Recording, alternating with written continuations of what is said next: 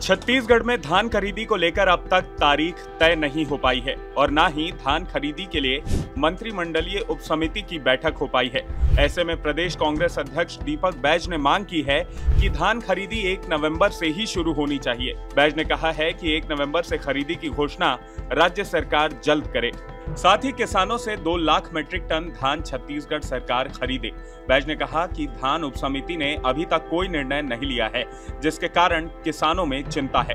बैज ने कहा कि इस बार बारिश अच्छी हुई है, फसल भी अच्छी है, इसलिए पैदावार भी ज्यादा हुई है। इसलिए सरकार इस साल धान खरीदी 1 नवंबर से चालू करे ताकि किसानों की पूरी पैदावार सरकार खरीद सके। दीपक बैज ने यह भी कहा कि पिछले साल खरीफ फसल की खरीदी के दौरान ही भारतीय जनता पार्टी की सरकार आ गई थी।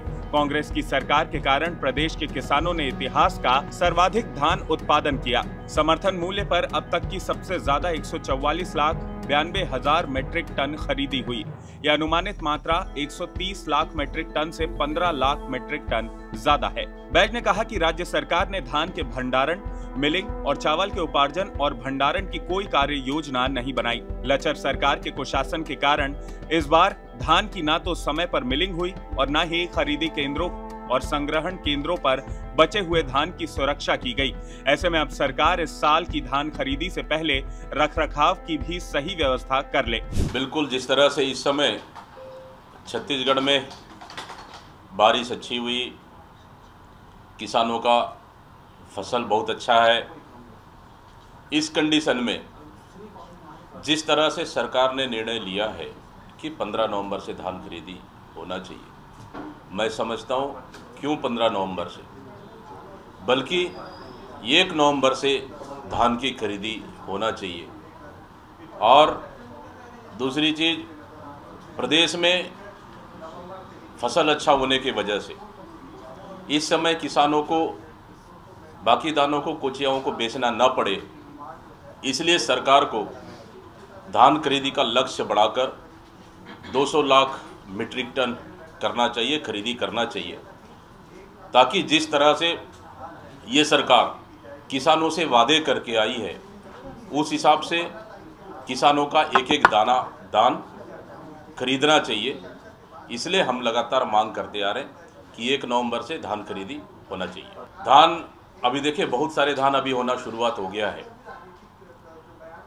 और सरकार को आखिर 1 नवंबर से करने में क्या दिक्कत है।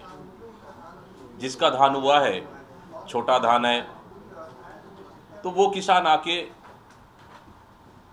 अपना धान बेच सकता है।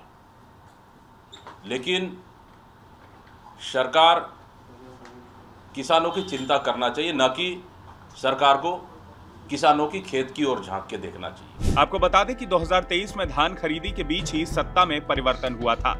बीजेपी ने 21 क्विंटल प्रति एकड़ धान 3100 रुपए में खरीदी का वादा किया था। हालांकि धान खरीदी की तारीख कांग्रेस ने 1 नवंबर से पहले ही तय कर ली थी, लेकिन चुनावी रिजल्ट के पहले तक धान खरीदी केंद्रों में रौनक कम ही थी।